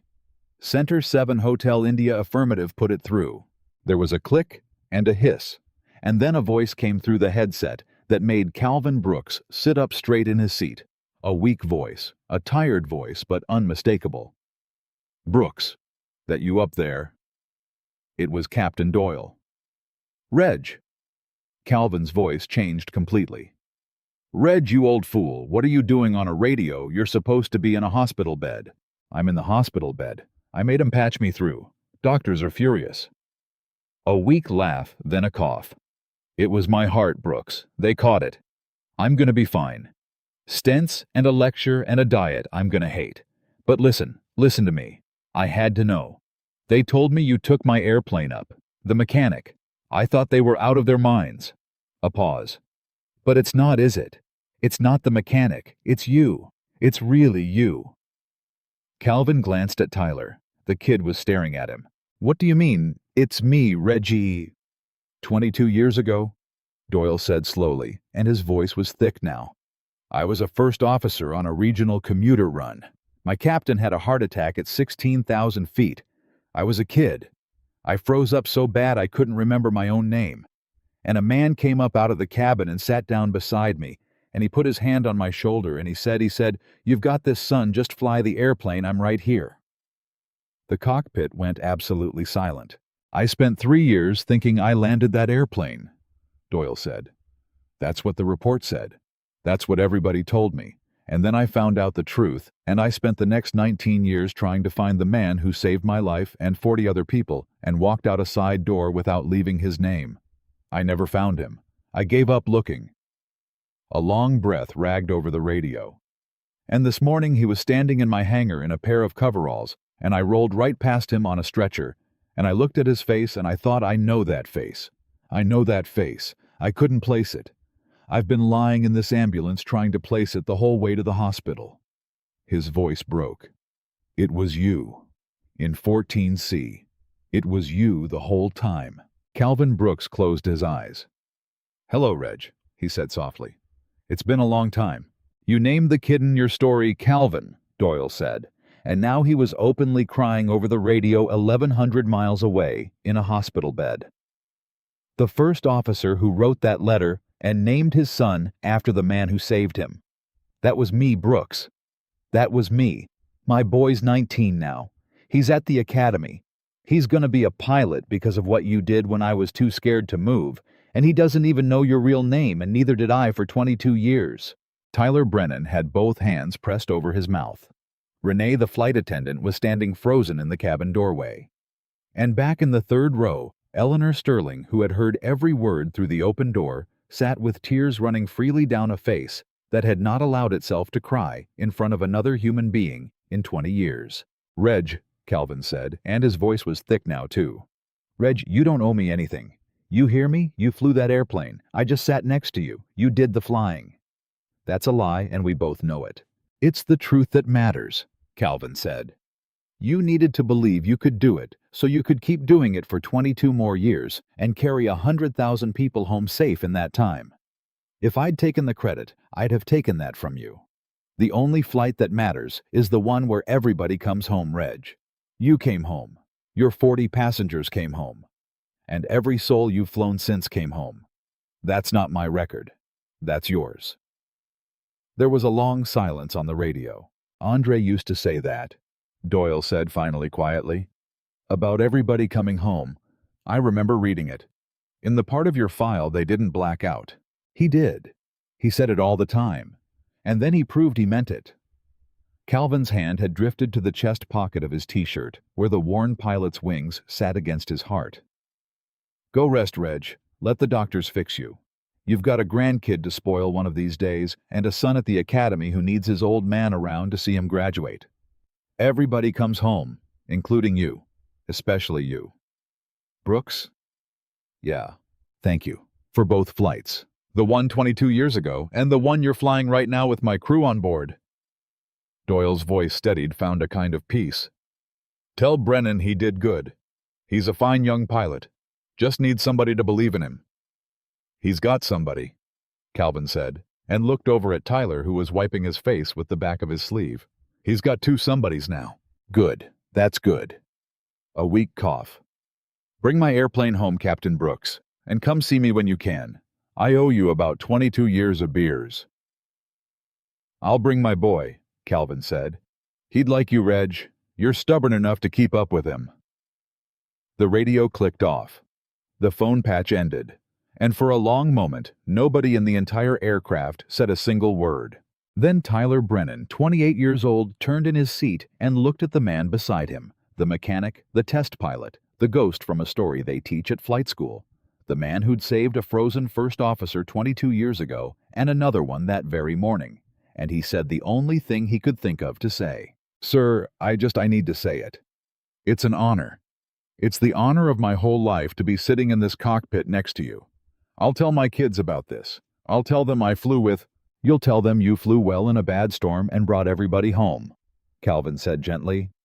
"That's the part that's yours. Don't ever give your own courage away to somebody else's name, son. Not even mine. You were scared and you flew anyway. That's all flying ever is. That's all anything ever is." He reached over and gripped the kid's shoulder one more time. "Now check us in with the next sector. We've got people to get home." Tyler nodded, swallowed hard, and keyed the mic, and the ordinary rhythm of the flight resumed frequencies and headings and altitudes, the quiet music of an aircraft doing its work. But in the cabin, something had changed, and everyone aboard could feel it. The fear was gone. In its place was something harder to name, a kind of reverence, the feeling people get when they've been close to something true and rare, and are afraid that moving too quickly might break it. Eleanor Sterling waited until the worst of her tears had passed. Then she unbuckled and walked up the aisle one last time and stood in the cockpit doorway. But this time, she didn't lean against the frame like she owned it. This time, she stood with her hands at her sides, and she waited until Calvin acknowledged her, and when he glanced back at her, she spoke very quietly. "I heard," she said. "All of it. I'm sorry I wasn't trying to listen the door." "It's an open door," Calvin said. "It's all right. That man, Captain Doyle, you saved his life twice, 22 years apart, and you never told a living soul." She shook her head slowly. "I have spent my entire adult life making sure everyone knew exactly what I'd accomplished. Press releases, magazine covers, my name on a building, and you saved 41 people and walked out a side door so a scared kid could keep his confidence." "It wasn't about the credit," Calvin said. "I know. That's what's breaking my heart." Eleanor's voice was barely above a whisper. "I came onto this aircraft to apologize to you because I found out you were impressive. You wouldn't let me. You said it wouldn't be real." She took a breath. "I think I finally understand what you meant. So I'm not going to apologize for laughing at a test pilot. I'm going to apologize for something else." Calvin turned in his seat to look at her. "I'm sorry," Eleanor Sterling said, "that I have spent 30 years building a life where I would have walked right past you in that hangar, even if you'd been wearing a flight suit. That I've made myself into the kind of person who decides what someone's worth in half a second by looking at their clothes. You didn't just show me I was wrong about you. You showed me I've been wrong about almost everyone. For a very long time." Her voice cracked. "And I don't know how to fix that, but I know I want to. So thank you. Not for flying the jet, for making me see it." Calvin Brooks looked at her for a long moment, and then he did something that surprised everyone, including himself. He smiled at her. Not the ghost of a smile, a real one. "You know what, Ms. Sterling," he said. "That one I'll take. That one was real." He nodded slowly. "Now go sit down and put your belt on. We start down in about 20 minutes, and I want to give Captain Brennan here a nice, smooth approach to remember. He's earned it." "He has," Eleanor agreed, looking at the young man who flushed. "He absolutely has." She went back to her seat, but before she sat down, she stopped beside Dana Mercer, and she leaned down, and she said something low and private that her assistant would remember for the rest of her career. "That list I asked you to make," Eleanor said. "Mrs. Alvarez, the boy, the $18 field trip. Forget being quiet about it. When we're on the ground, I want to talk to that man about his son's future, and mine." She glanced toward the cockpit. "I think I just met the only person in 20 years who didn't want a single thing from me. And the strangest part is, it makes me want to give him everything." "Ms. Sterling," Dana said carefully, "he's not going to take it. You heard him. He turns down everything people offer him." "I know." Eleanor sat down and buckled her belt and looked out the window at the country sliding by far below 1,100 miles of it between her and a hangar where she'd made a terrible mistake that morning. That's exactly why I have to find something to give him that isn't about me feeling better.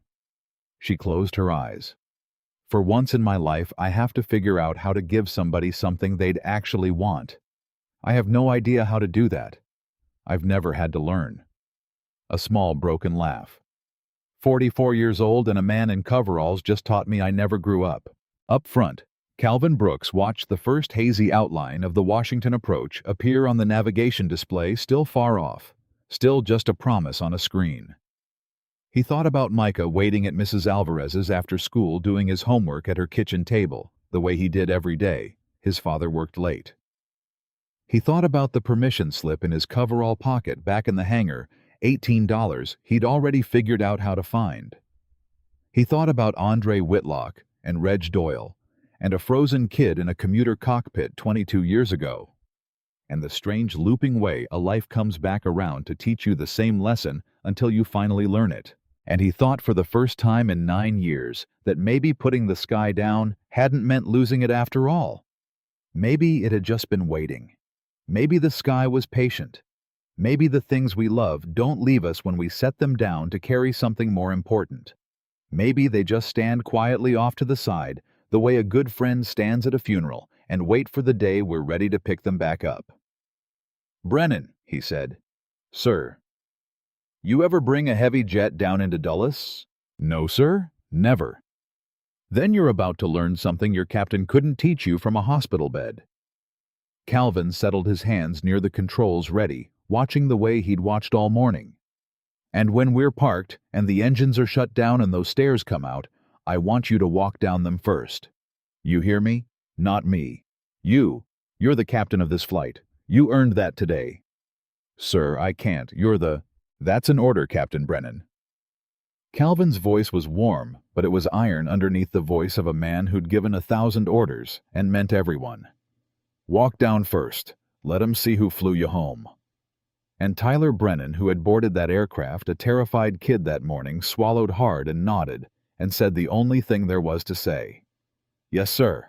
The descent into Washington was the smoothest 20 minutes of Tyler Brennan's young life, and he flew every second of it himself. "Power back, let her come down on her own. Don't push the nose," Calvin said, his voice low and even, his hands resting near the controls but never on them. "You're not flying the airplane down, son, you're letting it come down and just steering. Big difference. There you go, there you go. That's a captain flying. Dulles approach has us cleared for the visual runway 19er center," Tyler reported, and his voice had stopped shaking somewhere over Pennsylvania. It was a pilot's voice now, a working voice. "Then fly the visual. Pick your aim point, and don't let it move in the windscreen. If it slides up, you're low. If it slides down, you're high. Keep it nailed and the airplane lands itself." "Aim points steady, sir." "Then you've already landed. The rest is just waiting for the ground to show up." Calvin glanced over at the kid, and something soft crossed his face. "You feel that? How quiet your hands are. That's what it feels like to know what you're doing. Remember it. Some night 10 years from now, when everything's gone wrong and you're scared half to death, you reach back and find this exact feeling, and you tell yourself, I did it once with a storm behind me and a stranger in the right seat. I can do it again." The runway came up to meet them, gray and enormous, and Tyler held his aim point and held his speed and brought the big jet down through the last 100 feet with a delicacy that made Calvin Brooks, who had landed aircraft on 3 continents and 1 aircraft carrier, nod once to himself in quiet approval. "Little flare," Calvin murmured. "Just breathe back on it. Let the mains kiss it. Don't plant it."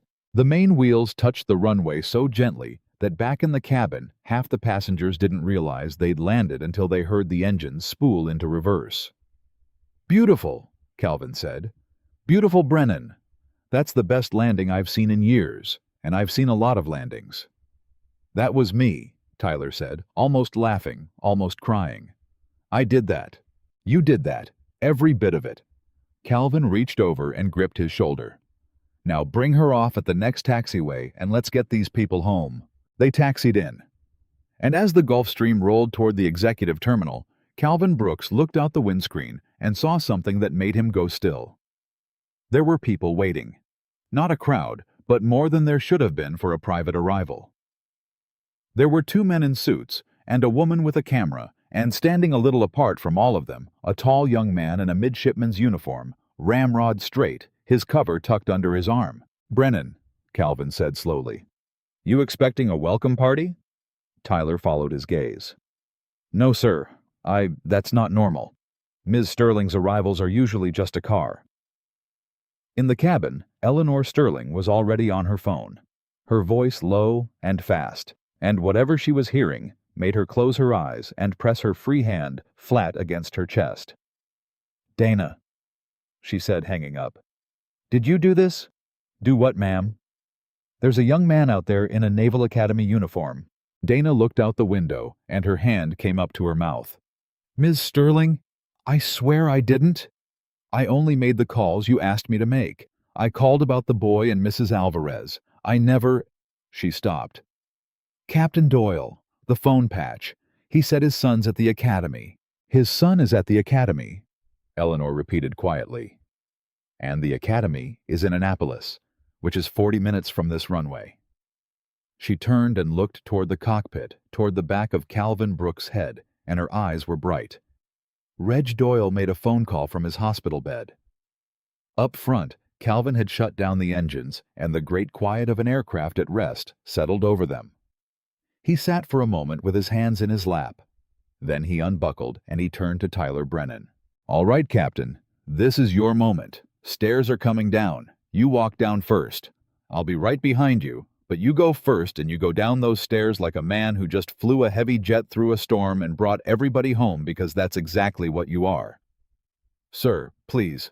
I really don't think I should be the one." "Brennan." Calvin's voice was gentle and immovable. "When I was your age, an old test pilot named Coleman Reyes did this exact thing for me. First real emergency I ever handled, I wanted to give him all the credit, and he wouldn't take it. He made me walk out first. And he told me something I'm going to tell you now." Calvin looked the kid dead in the eye. "He said, son, the day you start letting other men carry your courage for you is the day you stop being a pilot and start being a passenger in your own life.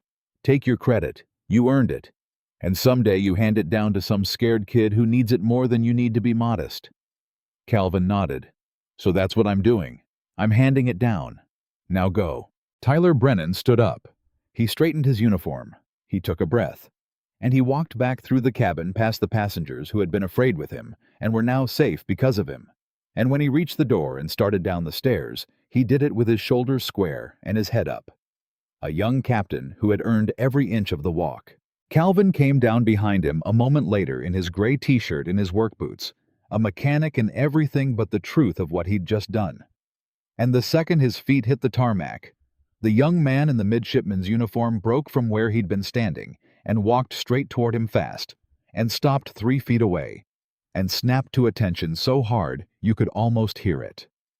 "Sir," the young man said, and his voice was shaking. "Are you Calvin Brooks?" Calvin looked at him, at the uniform, at the face, at the eyes that were unmistakably Reg Doyle's eyes. "You're Reg's boy," Calvin said softly. "You're the one he named." "Yes, sir. Calvin Doyle, sir. Midshipman second class." The young man's chin was trembling now, the rigid discipline of the academy fighting a losing battle against a thing too big to hold. "My dad called me 40 minutes ago from a hospital bed. He's never. Sir, my father is the calmest man I have ever known, and he was crying so hard I could barely understand him. He said the man who saved his life was on an airplane landing at Dulles. He said I had to get here. He said I had to be standing on that tarmac when you came down those stairs." The young man's voice broke completely. He said I've been named after a ghost my whole life, and today the ghost was real, and I had to see him with my own eyes." Calvin Brooks felt something close around his throat. "Son," he started, "I'm at the academy because of you." Calvin Doyle said the words tumbling out now, all the discipline gone. Just a young man saying the thing he'd waited his whole life to say without ever knowing it. "My whole life my dad told me one story over and over. The day a man came up from the back of a falling airplane and put his hand on his shoulder and told him he could do it. He told me that's what real courage looks like, not the man who's never scared, but the man who shows up next to you when you're scared and makes you believe you can do the thing anyway. I wanted to be that. I wanted to be the guy who shows up. That's why I'm here. That's why I'm gonna fly. Because of a man with no name who walked out a side door. The tears were running freely now. And I never thought I'd get to say thank you. I never thought you were real. And you're standing right in front of me. For a moment, Calvin Brooks couldn't speak at all. Then he reached out slowly the way you reach for something precious, and he put his hand on the young man's shoulder. The same hand, the same gesture. 22 years later on the son instead of the father. "You've got this," Calvin said quietly. "You hear me? Whatever it is, whatever you're scared of, whatever's coming, you've got this. I'm right here." And Calvin Doyle, midshipman, second-class future naval aviator, broke down completely and threw his arms around a mechanic in a gray t-shirt on the tarmac at Dulles International Airport and held on like a drowning man. And Calvin Brooks held him back, and over the young man's shoulder he closed his eyes, and 22 years of carrying a thing alone finally set itself down. The whole scene had gone silent. The two suits had stopped moving. The woman with the camera had lowered it. Some things you don't photograph. Tyler Brennan was crying openly. And at the top of the air stairs, Eleanor Sterling stood with one hand on the rail and watched a man she'd called a grease monkey 6 hours ago hold a weeping young sailor in his arms, and she understood finally and completely the size of the thing she had nearly missed. She came down the stairs slowly. She waited until the young man had collected himself, until he'd stepped back and wiped his face and snapped back to a shaky version of attention, embarrassed now by his own tears. And then she walked over and she did something Eleanor Sterling had not done in public in 2 decades. She held out her hand to a midshipman and introduced herself as an equal. "Eleanor Sterling," she said, "I own the company that owns that airplane, and I owe my life today to the same man your father does. It seems we're family now, you and I, members of a very small club." She glanced at Calvin. "The people this man saved and never asked anything from." "Ma'am," young Doyle managed. "Your father," Eleanor said gently. "How is he truly?" "He's going to be all right, ma'am. They caught it in time. He's going to be all right." The young man's eyes welled again. He kept saying it on the phone. "Everybody comes home. Everybody comes home. Over and over." I didn't understand what he meant. "It's something a man named Andre Whitlock used to say," Calvin said quietly.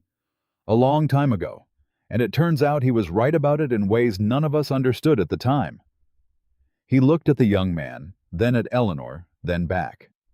"Come on. Let's get out of the middle of a taxiway before somebody hits us with a fuel truck. I've got about an hour before I have to be on a plane home to my kid, and I'd like to spend it with my feet on the ground for once." They moved off the tarmac and into the executive terminal. The strange gathered family of them, the billionaire, the mechanic, the young captain, the midshipman, the assistant, and it was there in a quiet corner of a private lounge that Eleanor Sterling finally said the thing she'd been building toward for 1,100 miles. "Mr. Brooks, Calvin, I need to talk to you, and I need you to let me finish before you turn me down because I know you. I've known you for 6 hours, and I already know you're going to try to turn me down. Ms. Sterling, let me finish." She took a breath. "On that airplane, I figured out that I have spent 30 years collecting things and people the way a child collects stones. And I figured out that the reason I wanted so badly to give you something, money, a job, anything, was that giving you something would make me feel less like the person who laughed at you. It would be for me. You said that yourself up in the air. You saw it before I did." She nodded slowly. "So I'm not going to offer you anything that's for me. I thought about it the whole flight. And I want to offer you something that's only for you, and only if you want it, and you can say no, and I'll never bring it up again." "I'm listening," Calvin said. "I want to build a flight safety program, a real one, the best one in the country." Eleanor's voice gathered strength as she spoke, the executive returning, but channeled now toward something she'd never built before. "Not for the press. Not for my name on it. A program that takes young pilots, kids like Captain Brennan here. Kids who are good, but green and scared, and teaches them the thing you taught him in that storm. How to live in the bad place ahead of time. How to be calm. How to fly the failure before it happens. And how to be the person who shows up next to a scared man and makes him believe he can do the impossible. She looked Calvin dead in the eye. I don't want you to run my aviation division. That would be wasting you on spreadsheets. I want you to build pilots. I want you to teach the thing that you and Andre Whitlock and Coleman Reyes have been handing down for 50 years. Because right now, it lives in your head and in your hands, and the day something happens to you, it dies, and the world loses it forever. And I think that would be a crime against every scared kid in every cockpit for the next 100 years. Calvin Brooks was very quiet. And before you say no, Eleanor pressed on, I want to be clear about the part that matters. You'd set the schedule. You'd teach when you want, where you want, as much or as little as you want.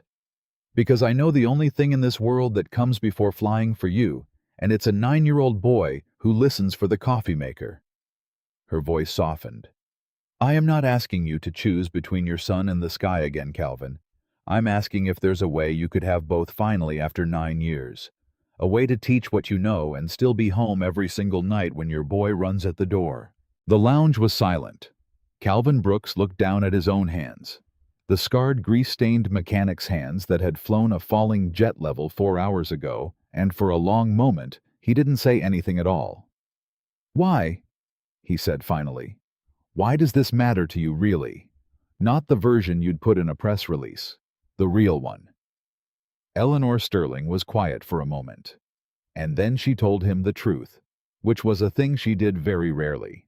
Because I have a daughter, she said. She's 26. She doesn't call me unless she has to. And on the flight today, when you talked about your son running at the door, I realized I have never once in her whole life been the person she runs toward. I've been the person she performs for, the person she's afraid of disappointing, the person whose approval she chases and never quite catches. Her voice was steady, but it cost her.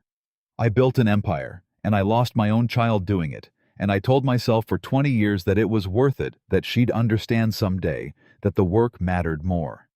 And then I watched a man who gave up the one thing he was great at, gave up the sky. Calvin gave up being one of the best pilots this country ever made, because he decided a 9-year-old boy mattered more than greatness. She shook her head slowly. You're everything I told myself I couldn't be and still succeed. And you're standing here in work boots having succeeded at the only thing I failed at. So no, this isn't charity. This is me trying to learn something from you before it's too late for me too.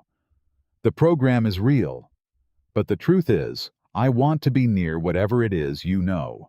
Because I think I've had it backwards my whole life, and you're the first person who ever showed me how. Calvin Brooks looked at her for a long, long moment. Call your daughter, he said quietly. What? Tonight. Before you do anything else.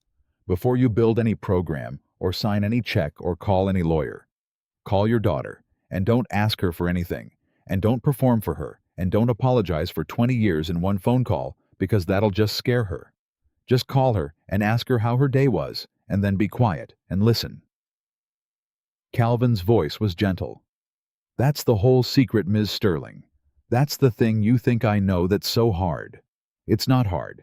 It's just terrifying because it means showing up without anything to offer except yourself and finding out if that's enough. He paused. It's the same thing I did for Reg Doyle in that cockpit. I didn't fly his airplane for him.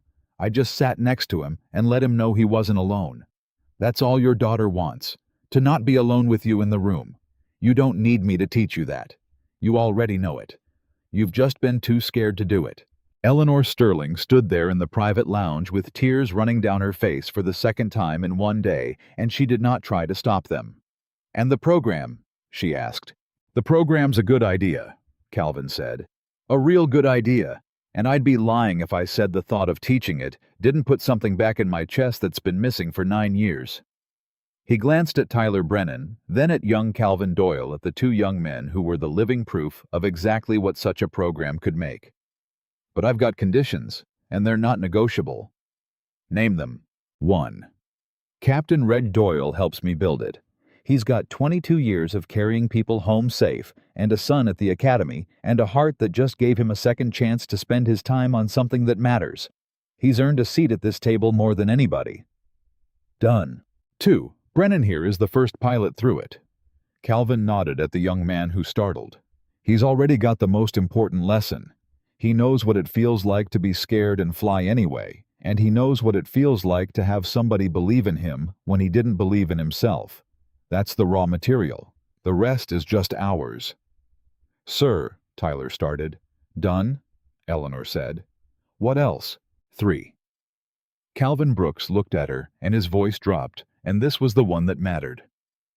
I teach it part-time, 3 days a week, and I'm done by 2:30 every one of those days, because my son gets out of school at 3:30, and I have not missed picking him up in 9 years, and I'm not going to start now for any amount of money or any program or any legacy. If that doesn't work for you, then I'll stay a mechanic at Callaway, and I'll teach what I know to whoever asks me on a Saturday, and that'll be fine too, because I made my peace with the quiet life a long time ago. He held her gaze. The boy comes first. He always comes first. That's not a condition I'm willing to bend on Ms. Sterling. That's the whole reason I'm the man you want for this in the first place. The day I put the program ahead of him is the day I stop being worth hiring. Eleanor Sterling looked at the man in the gray t-shirt and the work boots, and she understood completely now that the thing that made Calvin Brooks extraordinary in the sky was the exact same thing that made him put the sky down for 9 years. That they weren't two different men, the test pilot and the father, but one whole man who had simply gotten his priorities right in a way she never had. 2:30, she said. 3 days a week. The boy comes first, always in writing in the contract the first line. She held out her hand. And Calvin, bring him sometimes. Bring Micah. Let him see his father teach. Let him see who you are up there. 9 years is a long time for a boy to know his dad only as the man who fixes things and packs his lunch. Let him see the rest of it. Calvin Brooks looked at her outstretched hand, and then slowly he took it. All right, Ms. Sterling, he said. We've got a deal. Across the lounge, Dana Mercer let out a breath she'd been holding, and Tyler Brennan grinned like the sun coming up, and young Calvin Doyle stood at a kind of proud attention. And somewhere 1,100 miles away, a man in a hospital bed, who would never know how this exact moment unfolded, had already in his own way made it happen with one phone call. On one condition of my own. Eleanor added, not letting go of his hand yet. You don't get conditions, Calvin said. I'm the one with the rare skill. You're the one with the money. That's how this works.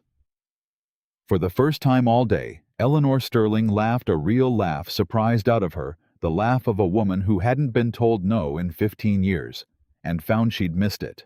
Fair enough, she said. Then call it a request. When you call, you're when I call my daughter tonight. The way you said. She swallowed. Would you stay on the line? Not to talk. Just... She struggled with it, this woman who commanded 11,000 people. I've forgotten how to not be alone in a room with someone. I think I might need somebody sitting next to me the first time. The way you sat next to Reg Doyle? The way you sat next to that kid in the storm? Her voice was very small. Would you do that for me? And Calvin Brooks, who had spent his whole life showing up next to frightened people and telling them they could do the impossible, looked at the most powerful person he had ever met, asking him for the most ordinary kind of help there is. And he understood that this, not the flying, not the program, not any of it, this was the thing he'd been put on the earth to do. Yeah, he said quietly. Yeah, I'll sit with you. You make the call. I'll be right here. She made the call from the corner of that lounge, and Calvin Brooks sat beside her with his elbows on his knees, close enough that she could feel he was there, and he watched Eleanor Sterling, billionaire empire builder, the woman who had never once waited for an elevator, dial her own daughter's number with a hand that would not stop trembling. It's ringing, she whispered. Breathe, Calvin said. Same as I told the kid in the storm. You don't have to fly the whole flight right now, just the next 10 seconds. What if she doesn't pick Mom? The voice came through small and surprised, and instantly wary. Is everything okay? Did something happen?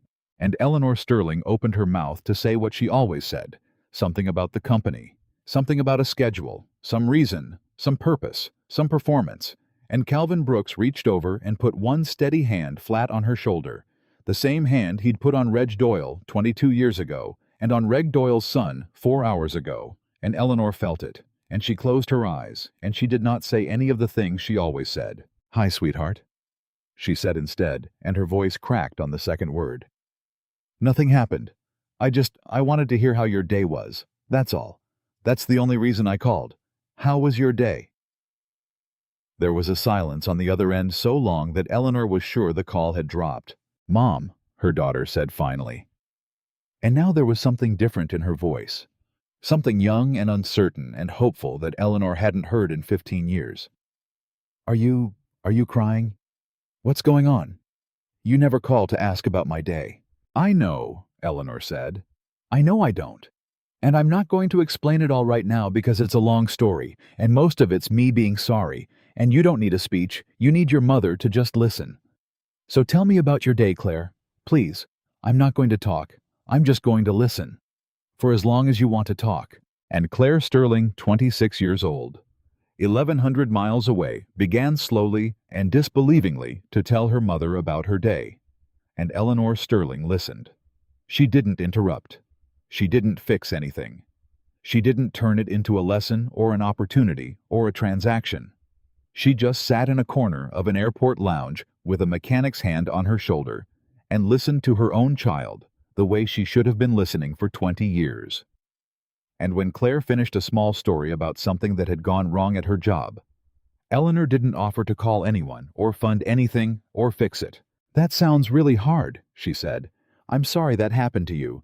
You handled it better than I would have." And on the other end of the line, her daughter started to cry. They talked for 40 minutes. By the end of it, Claire had asked cautiously, the way you test ice, you're not sure will hold whether her mother might want to have dinner sometime. Just the two of them. No agenda. And Eleanor Sterling had said yes and meant it, and they'd made a plan, a real plan with a date on it, and when she finally hung up the phone, she sat very still for a moment, and then turned to Calvin Brooks with an expression he would remember for the rest of his life. "She wants to have dinner with me," Eleanor said like a woman reporting a miracle. "She asked me." "Course she did," Calvin said. "She's been waiting on you her whole life. You just had to show up." He squeezed her shoulder once and let go. "That wasn't me, Ms. Sterling. I didn't do a single thing. You did that. All I did was sit here." "That's exactly what you did the first time too," she said quietly. "For Reg Doyle. You just sat there, and it changed his whole life." She looked at him with wet eyes and the beginning of a smile. "I'm starting to understand that just sitting there is the hardest and most important thing a person can do for another person. And you've been doing it your whole life and calling it nothing." Calvin Brooks didn't have an answer for that, so he did what he always did. He looked at his watch. "I gotta go," he said, standing. "I've got a flight home in 50 minutes, and a boy who gets out of school at 3:30 Callaway time, and I am not I told you. Not for any reason." "The boy comes first," Eleanor said, standing with him. "I remember. It's going to be the first line of the contract." She paused. "Dana's already booked you a seat. First class. Don't argue, it was the only one left on a flight that gets you home in time, and I'd have paid for the whole cabin to make sure you didn't miss that pickup. That's not me feeling better about myself. That's me making sure a 9-year-old's father walks through the door on time. There's a difference now. You taught me the difference." Calvin looked at her for a moment, and then he nodded, accepting it the first thing all day he'd let her give him. "Thank you," he said, and he meant it. Tyler Brennan walked him to the gate. The young captain had been quiet for a while, and Calvin let him be quiet, because he could see the kid had something working in him and needed to find his way to it. "Sir," Tyler finally said, "when I told my girlfriend about today, and I'm going to tell her everything, she's not going to believe a word of it. A mechanic flew a falling jet through a storm and turned out to be a legend. And we landed, and there was a kid from the Naval Academy on the tarmac. It sounds like a story you make up. Most true things do, Calvin said. I'm going to be in your program. Ms. Sterling said I'm the first one through. You are, and you're going to be good at it, and then you're going to be great at it, and then one day a long time from now, you're going to be sitting in a cockpit next to some terrified kid who's frozen solid, and you're going to put your hand on his shoulder. Calvin stopped walking and turned to face the young man. And you're going to say 4 words, and I want you to remember where you learned them. What 4 words, sir?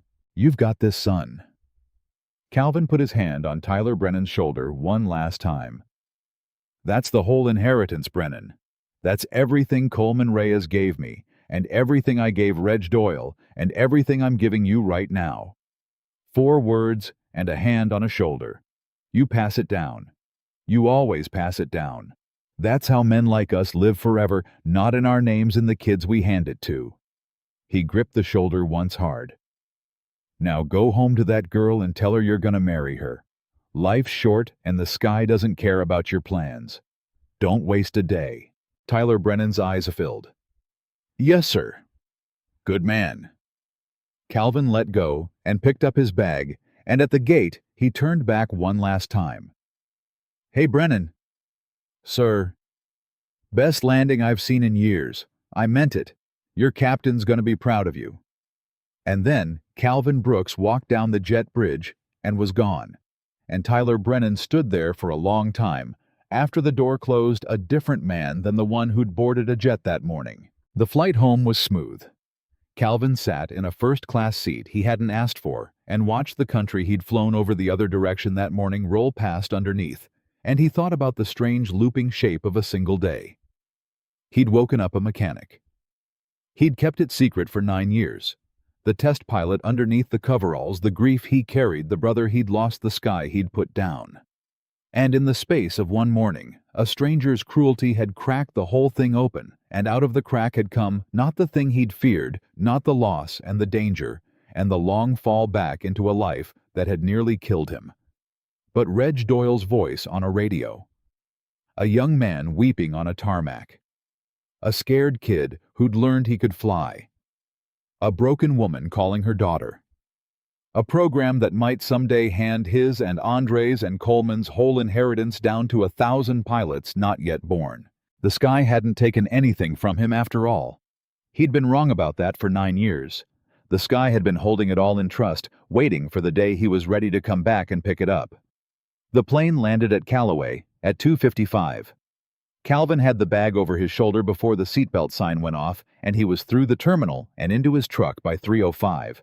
And he made the drive to Micah's school with the windows down and the radio off, the way he liked it, the way that let him think. He was parked at the curb at 3:25, 5 minutes early, the way he always was.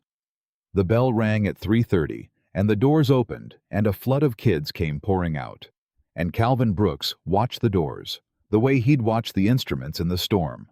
Focused, patient, missing nothing, until a small figure with a too big backpack and hair sticking up in every direction came through them and scanned the line of cars and found his father's truck and broke into a run. Calvin was out of the truck and crouched down to eye level before the boy reached him, the way he did every single day, and Micah hit him at full speed and wrapped both arms around his neck, and Calvin Brooks closed his eyes and held his son on a curb outside an elementary school, and knew with the absolute certainty of a man who had once held a falling aircraft level with his bare hands, that this, and not the sky, not the legend, not the program, not any of it.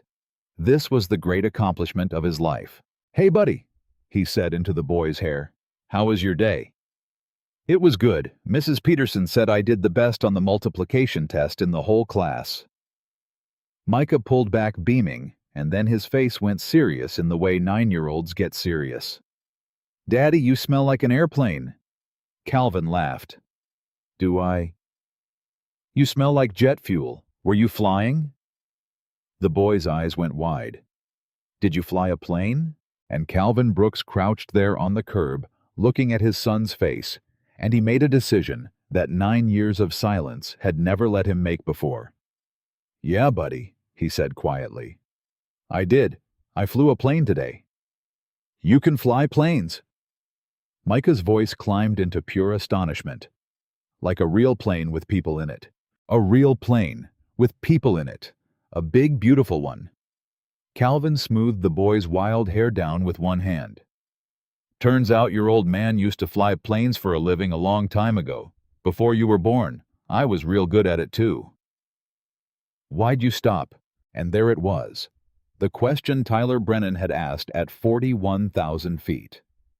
The question Eleanor Sterling had asked in a cabin full of fear. The question Reg Doyle had wept about over a hospital radio. The question that was the whole story of Calvin Brooks's life asked now by the only person whose answer he'd ever truly been living.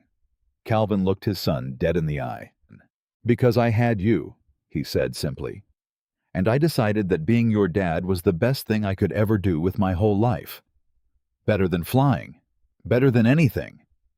So I put the planes down so I could be here every day. So I could pick you up at 3:30. So I could hear about your multiplication test the same day it happened instead of on a phone from some airport on the other side of the world." He put both hands on the boy's shoulders. "I never told you, because I didn't want you to think I gave something up for you, like it was a sacrifice like you owed me. You don't owe me anything, Micah. You hear me? Putting those planes down to be your dad was the easiest decision I ever made and the best one. You weren't what I gave up the sky for. You were the better thing I got instead." Micah looked at his father for a long moment, processing it the way kids do, turning it over. "But you flew today," he said. "So you can still do it. You didn't lose it." "No," Calvin said softly, and something in his chest came loose that had been knotted for 9 years. "No, buddy, I didn't lose it. Turns out I never did. I just set it down for a while. And today I picked it back up, and you know what? A nice lady offered me a job teaching young pilots how to fly, 3 days a week, and I told her I'd only do it if I could still pick you up at 3:30 every single day, and she said yes. So I get to do both now. I get to fly, and I get to be your dad. I don't have to choose anymore. You're gonna teach people to fly." Micah's whole face lit up. "Can I come watch? Can I come watch you teach?" "The lady said you could. She said to bring you sometimes. Let you see your old man up there." Calvin grinned. "You want to?" "Yes." Micah threw his arms around his father's neck again. "Yes, yes, yes. Wait, are you going to tell Mrs. Alvarez? She's not going to believe it. Nobody's going to believe my dad's a pilot." "Most true things people don't believe," Calvin said, standing and lifting the boy onto his hip, even though Micah was getting too big for it, even though in a year he wouldn't be able to do this anymore, and so he did it now while he still could. "Come on, let's go home. I'll tell you the whole story over dinner. Every bit of it. There's a part with a storm, and a part with a real brave young pilot, and a part with a man named Captain Doyle, who I haven't seen in 22 years. Is it a good story?" Calvin Brooks carried his son toward the truck in the late afternoon light, and he thought about all of it. The hangar, and the laughter, and the smirk, and the 4 words that had changed everything. The storm, and the roll, and the radio, and the tarmac, and the weeping young sailor, and the billionaire learning to call her daughter, and he smiled. "Yeah, buddy," he said. "It's the best story I know. And the best part is, you're in it. You're the reason for all of it." He buckled Micah into the truck. He walked around to the driver's side, and before he climbed in, Calvin Brooks stopped for just a moment and looked up at the wide afternoon sky over Callaway Field. The same sky he'd flown that morning, the same sky he'd put down 9 years ago, the same sky that had been waiting for him all along. He thought about Andre Whitlock, who'd given his last 4 seconds, so that Calvin could have all the years since. The only flight that matters is the one where everybody comes home. And Calvin understood finally and completely that he'd been living Andre's words, without knowing it, for 9 years. He'd come home. Every single night he'd come home. To a boy who ran at the door. And now he was going to spend the rest of his life teaching other men how to come home too. How to be calm in the worst air of their lives. How to fly the failure before it found them. How to put a hand on a frightened shoulder and say the 4 words that turn a passenger back into a pilot. The thing about being laughed at in a hangar is that the people laughing only see what a man is wearing. They never see what he's carrying. Eleanor Sterling had looked at a mechanic in grease-stained coveralls and decided she knew exactly who he was, the way the world had been deciding who Calvin Brooks was for 9 years. Just a mechanic, just a single dad, just a black man in work clothes at the edge of a room that belonged to other people. But a man is never just what he's wearing. A man is what he's carried and what he's survived and what he's chosen and who he comes home to. And Calvin Brooks had carried more than any of them could imagine, and survived what would have broken most men, and chosen over and over every single day for 9 years, the quiet, unglamorous, world-changing work of being a father who showed up. They had laughed at him in that hangar. They had handed him a jet to humiliate him. And Calvin Brooks had flown it home and flown a frightened young captain home, and flown a broken billionaire home to her own daughter, and flown himself home to a boy on a curb at 3:30 in the afternoon, because that was the only thing he had ever truly known how to do. The only thing that had ever truly mattered. The thing that no smirk and no laughter and no 9 years of being invisible could ever take away from him. He climbed into the truck beside his son, and he started the engine, and he drove them home. And not one person who had laughed at Calvin Brooks that morning would ever laugh at a man in coveralls again, because they had finally learned the thing he had known all along, that the most extraordinary people in the world are almost never the ones who tell you how extraordinary they are. They're the quiet ones at the edges of rooms in work clothes, carrying secrets too heavy and too holy to ever speak out loud, keeping the planes in the sky and keeping their promises on the ground, and running always toward the door where someone they love is waiting. Calvin Brooks had flown the jet first, and then exactly as she'd promised, the whole world finally talked.